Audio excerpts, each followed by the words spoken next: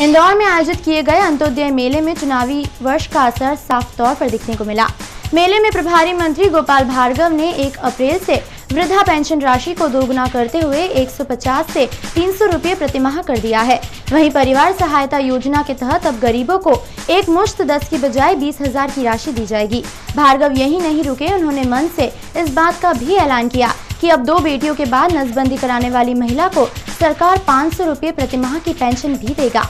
मेला आयोजित करने का एक मकसद सरकार की हितग्राही मूलक योजनाओं के प्रचार प्रसार के साथ साथ मौके पर जन सेवाएं उपलब्ध कराना था।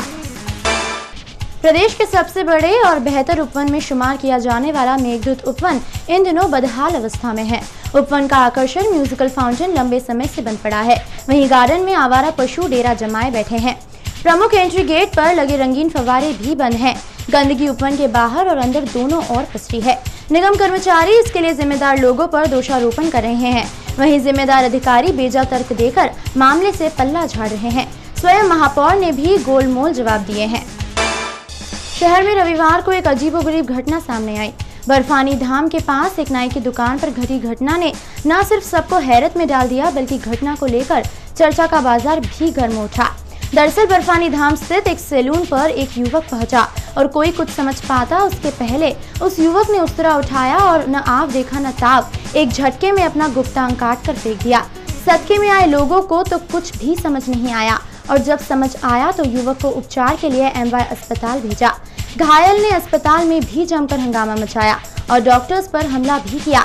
हमले से घायल डॉक्टर्स ने इलाज करने से ही मना कर दिया। युवक दिमागी तौर पर कमजोर बताया जा रहा है। इंदौर में स्वाइन फ्लू से लगातार मौतें हो रही हैं। इस बीमारी से अब तक 3 मौतें इस सीजन में हो चुकी हैं। वहीं दर्जन भर से ज्यादा लोग स्वाइन फ्लू के साथ जीवन काट रहे हैं। वहीं इस मामले में राज्य स्वास्थ्य मंत्री महेंद्र हांडिया ने इंतजाम और तगड़े करने की बात कही है। बिजली की असुरक्षित लाइनों से अब लोगों के मन में भय पैदा होने लगा है। ऐसा ही नजारा मूसाखेड़ी क्षेत्र की एक कॉलोनी में देखने को मिला, जहां विद्युत मंडल की लापरवाही के चलते लोगों ने नारे बुलंद किए। वहीं हाई वोल्टेज विद्युत लाइनों को जल्द ही सुव्यवस्थित न करने पर रहवासियों ने मंडल के खिलाफ उग्र प्रदर्शन करने की धमकी दी है। शहर में एक बार फिर ज्वेलर्स के एक बड़े शोरूम को चोरों ने निशाना बनाया। शोरूम के कर्मचारियों की आंखों में धूल झोंक कर महिला और उसके साथी सोने के 2 कंगन चुरा ले गए, लेकिन फिर एक बार चोरी की घटना CCTV कैमरे में कैद हो गई है। सिपाही की मौत के बाद धोखाधड़ी से उसकी पत्नी की पेंशन हड़पने वाली महिला पर मल्हारगंज पुलिस ने धोखाधड़ी का मामला दर्ज किया है। दरअसल धोखा देने वाली महिला मृतक सिपाही की दूसरी पत्नी थी, जो झूठे दस्तावेजों के आधार पर 3 साल तक पहली पत्नी के हक की पेंशन ले रही थी। बहू के आपराधिक षड्यंत्र का खुलासा करने वाले डॉक्टर धीरज गड़ा के समर्थन में पत्नी पीड़ित पतियों का एक समूह रविवार को खुलकर सामने आया।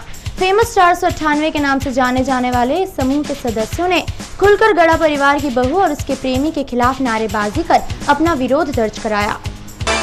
रविवार को परिचय सम्मेलन के दौरान युवक युवतियों ने जहां जीवन भर साथ निभाने वाले साथी को तलाश किया, वहीं शेखावटी रंगरेजॉन कमेटी के बैनर तले आयोजित हुए सामूहिक विवाह कार्यक्रम में 28 जोड़ों ने जीवन भर साथ निभाने की कस्में खाई। पलासिया थाने के थाना प्रभारी बदलने के बाद स्थानीय सुरक्षा समिति के सदस्यों ने एक मिलन समारोह का आयोजन किया। अहिल्याबाई राष्ट्रीय पुरस्कार से इस बार कर्नाटक के डॉक्टर हेगड़े को सम्मानित किया गया। शनिवार शाम आयोजित एक कार्यक्रम में अहिल्यात्सव समिति द्वारा डॉक्टर हेगड़े को ये सम्मान पत्र दिया गया। इस मौके पर डॉक्टर हेगड़े ने कहा कि देश में अमीरी तो बढ़ गई है, लेकिन सेवा करने वालों की तादाद कम हो गई है। गायक कलाकार शान ने अपनी प्रस्तुति शनिवार रात शहर में दी। शान साध्वी कनकेश्वरी देवी के अवतरण दिवस पर प्रस्तुति देने इंदौर आए थे। कार्यक्रम में शान के साथ ही उद्योग मंत्री कैलाश विजयवर्गीय ने भी गीतों की प्रस्तुति से समा बांधा। करीब 1 बरस पहले अपने माता पिता से बिछड़ा एक मासूम अपने परिजनों को तलाश रहा है। मासूम 1 बरस से अहमदाबाद के एक आश्रम में रह रहा था। अब आश्रम के लोगों ने बच्चे को इंदौर चाइल्डलाइन के सुपुर्द किया है, ताकि शहर में उसके खोए माता पिता को तलाशा जा सके। शहर में रविवार तड़के एक बड़ा हादसा टल गया। शहर के जबरन कॉलोनी इलाके में तेज गति से आ रही कार सीधे यहां बने मकानों में जा घुसी। गनीमत रही कि हादसे में कोई जनहानि नहीं हुई। पति द्वारा जलाई गई महिला ने शनिवार शाम दम तोड़ दिया। शंकालु पति शराब का भी आदी था। इस वजह से दोनों में विवाद होते थे। विवाद के चलते ही पति ने पत्नी को जला दिया था।